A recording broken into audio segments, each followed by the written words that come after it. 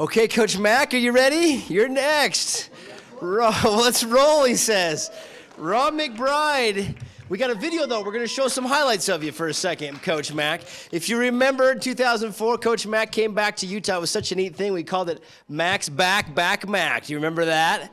And we are so glad to have Coach McBride. He was the coach at Weber State from 2005 to 2011. He won 43 games. He led the Wildcats to the Big Sky title in 2008. He was the coach of the year that year. He helped lead Weber State to the FCS Playoffs twice on two different occasions. Also, he had a big win over Montana that year, which is always fun. That was a huge home win over Montana in 2008. He coached numerous players that won All-American honors, as well as all Big Sky honors, and he had 5 players that were drafted into the NFL from Weber State as well. Coach Mack has been a legend in Utah and also a legend at Weber State, and it really is an honor to introduce Coach Ron McBride, the newest member of the Weber State Athletics Hall of Fame.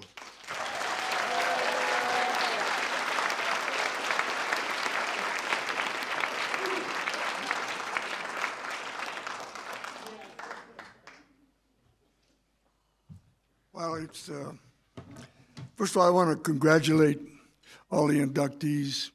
You know, Damian, when he was here as a player, the thing I would say about him, he was a team player. He was a leader. Guys followed him. He set examples of how you play the game and how you go about doing your business. And I adore Randy Ray. I like to watch his practices and talk about the things he used to do to make the players do things maybe they didn't want to do. And so, Dame, I'm so proud of what you've done with your life. And I was coaching an arena team up in Portland for a short time, and everybody on the team said, "Hey, you know Damian Lillard?" I said, "Yeah, I know him." They said, "How do you know him?" I said, "He's a Weber State guy." And then they say, "Where's Weber State?" You know, like I said, and these guys come from everywhere, all over the country. That are playing that crazy game, but the feeling that people in Portland had for you as a person and a player is amazing. And Skinner, our track lady. You know, what a fantastic job the track coaches have done here forever. And the ladies that play or run are so disciplined in what they do. And I know the track coaches always would complain about the football guys. "Hey, your football guys are screwing up my deal here." So I'd always either check or one is, they come at my eyes. "Oh, here comes the track coach. What'd the football player do?" But what a great job you've done with this track program here and with both the women's and the men's. You know, it's amazing. And Chernos, you're what I call a crease runner. You know, you could hit it downhill. You knew how to break tackles. You know, I watched a lot of your film when I first came here. I said, "Hey, this guy's a pretty good player," you know, and you know, so Chernos is a throwback. You know, he's one of those guys that could have played in the 50s or the early 60s, because he was one of those guys like the old time guys. You know, he knew what the game was all about, knew how to play it, knew how to do the things he had to do.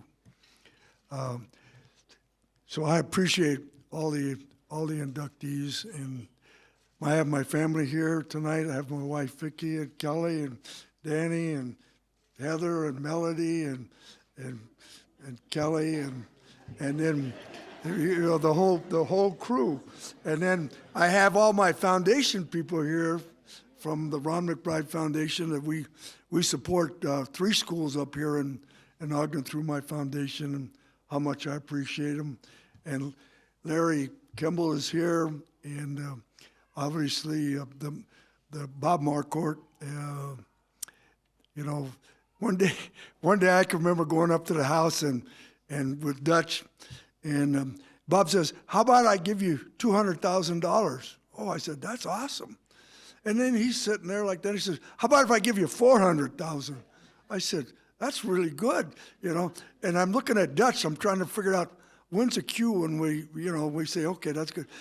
No, and then he said, how about 600? I said, and then finally, we're just sitting there, you know, and then he says, how about I give you $1 million? I said, that'll do it. And I am so grateful to the Marquarts and what they've done to help us, you know, with the stadium, with everything that we've done. I'm very appreciative of and then Dutch is the biggest reason that I took the job at Utah. There's no question. So this is a funny story because so Dutch says to me, he says, look at my wife's giving me like she's giving me this already. What? You said Utah instead. Oh, I did. I mean Weber. Hey, I've been so many places I get mixed up. I know that when Tim came up to the box at the Weber Utah game, I'm sitting in the athletic director's box from Utah with all my Utah stuff on, and Tim's taking a look at me, and then somebody asked me when I left the house in the morning, what are you going to wear to the game? Well, I said, I'm on Utah's dime, so probably I got to wear their stuff, right? But anyways, so Dutch, anyway, he says, okay, this job is open, and we talked, and I interviewed, and so he said, this guy's going to come back, that's the athletic director, and he says, he's a little different guy, you know. He said, but, you know, and he's got a weird hairpiece that's a little weird, right? Remember that, Dutch? Where are you, Dutch? Are you? Yeah, there you are. Remember that? And then Dutch says, oh, the guy's a little strange, but so then Rich Brooks was the head coach at Kentucky at the time, right? And so Rich lived in this really nice house, had a lake and everything, horses, everything, one of those big things they have in Kentucky. So Rich says, hey, let's have the interview at my house, and my wife can be your maid. So here comes the AD guy in, right? And Karen Brooks answers the door, and she said, welcome to Coach McBride's house.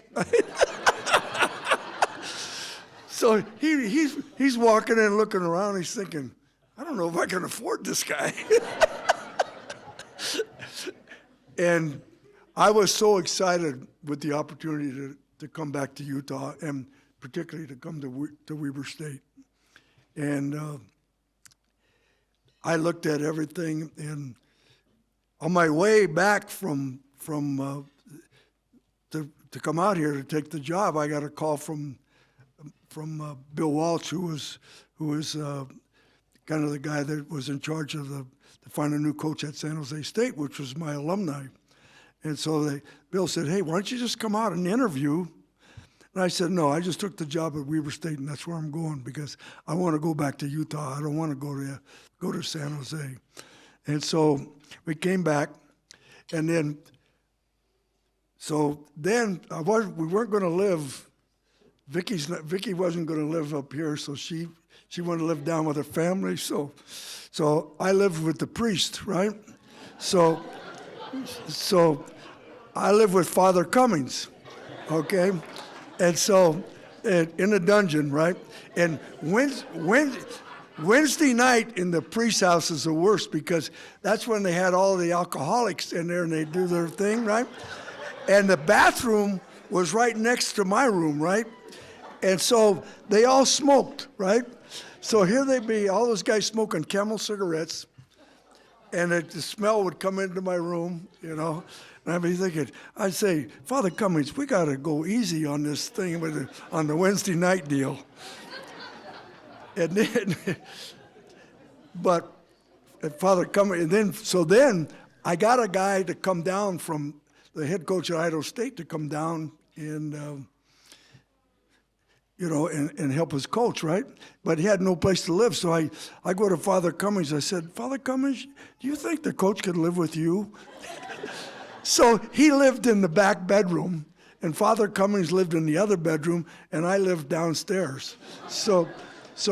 And that's why I help at Juan Diego now, because, they all the Catholics.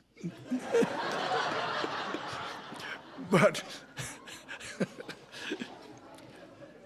there's so many good stories about Weber State and the opportunity to build a program here.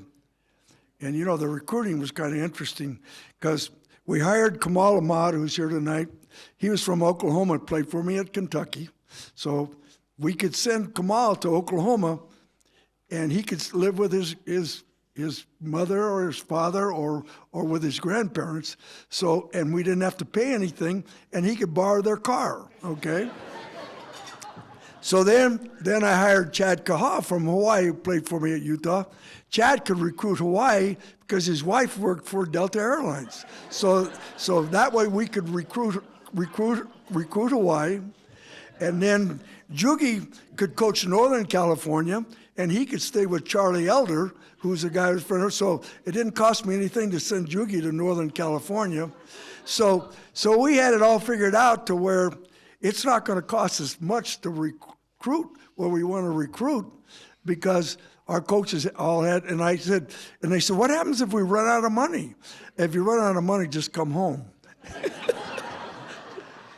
And then the key was, we don't want to pay for a trip to a player come out unless we're 90-some% chance that we're going to get the player. And thanks to Kamal, thanks to Chad, thanks to Jason, thanks to all those guys, and we got some great players because of those guys to come here to Weber State. And Kamal now is an administrator in the Granite School District, and obviously Chad has been like at he was at SC, now he's at UNLV, so he made around. Jason's now the linebacker coach at UCLA. Jason Beck is the coordinator at Virginia. McGivern's the coordinator at San Jose State. I mean, so on and so forth. And then Jay Hill, who's one of my boys, is the head coach here. And what a great job he's done. So that's kind of the bottom line of everything is and the thing about Montana, Cherno's, I hate Montana. So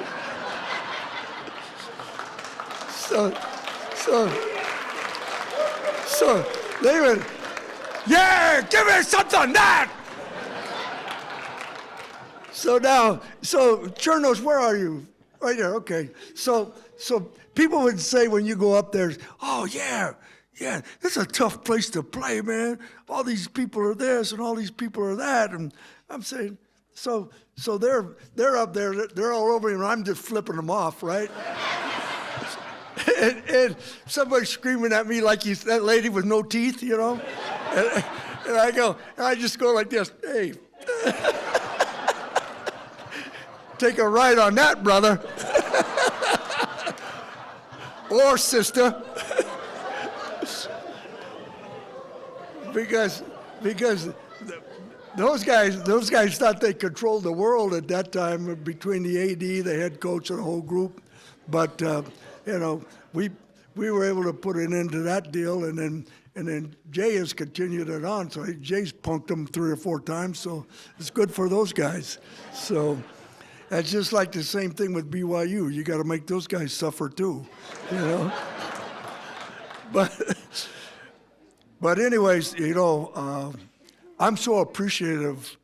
Dr. Harrison put me back together maybe 4 times, and from different things, and what a great physician he is, and how much I owe to Dutch, and how much I owe to my family, because you're talking about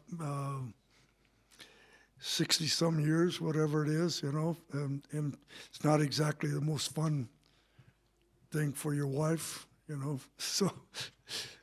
but the president of the university at the time, she was great because she was a kind of a no BS lady. She'd say yes or no. It wasn't like, can I talk to you about this? No. Can I talk to you about that? Yes. So she'd just say yes or no. I liked it because you knew where you always stood with her. Joe Bass was a great trainer for us, did a great job. The professors at Weber, outstanding people. And the nice thing about Weber State is the fact that the professors know who you are, and it's kind of a bad thing when they know who you are, because if you're missing, they know when you're missing. And but I'm extremely proud to be inducted into this Hall of Fame, and particularly appreciative of the players. I have two people here that I want you to meet tonight. So Erica Smith is here. Erica, could you come up, please? And Marcus Miley. Marcus, could you come up? So most of you know the story on Trevin, and how great a lady this is right here, of kind of, so when I had problems with Trevin, I would always go to her, and she would say, Coach, I can't control him all the time, but I can some of the time. But Trevin, it's so sad, but the kid was a great football player. He gained over 5,000 yards when he was here as a running back. I remember when he was a true freshman, and he said, so we had three pretty good running backs here. He told me the first day, he's just a freshman, he says, I'm better than all those guys. Why am I not starting? I said, well, you're a freshman. He said, I don't care, I'm better than they are. And I think his first opportunity was against Colorado State, and he broke out that day. But Erica, how proud I am of you and how much you've done for Trevin. Okay, honey. Yeah.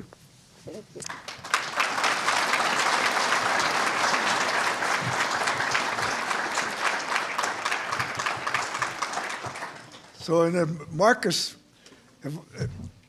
I've been to a lot of different schools. I think I've coached 20 or 25 running backs that played in the NFL. This is the best fullback I've ever coached. Played here. There's no better player. Played in the Super Bowl.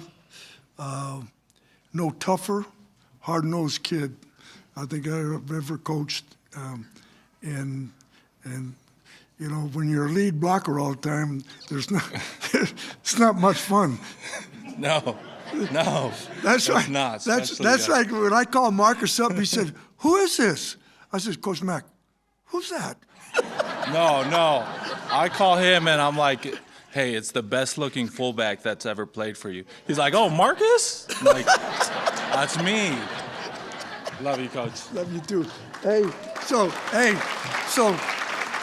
Marcus is starting to look like an offensive guard. It's all right.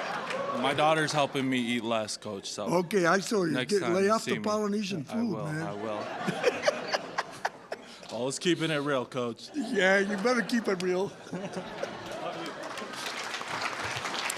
But anyways, and we got, where's our 2 or 3 time All-Americans back there somewhere, our defensive end? Where is he?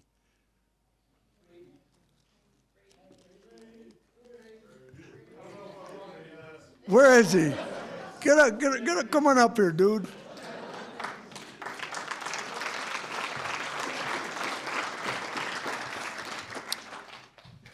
So I inherited this guy when I came here. Okay, so a quick story on him. Okay, so I talked Lavelle into taking him in an all-star game in Hawaii, right? Yep. Okay, so I'm telling her, this guy's the greatest guy that ever played the game, and so Lavelle calls me about it and said, hey, the kid's not even practicing because he's hurt.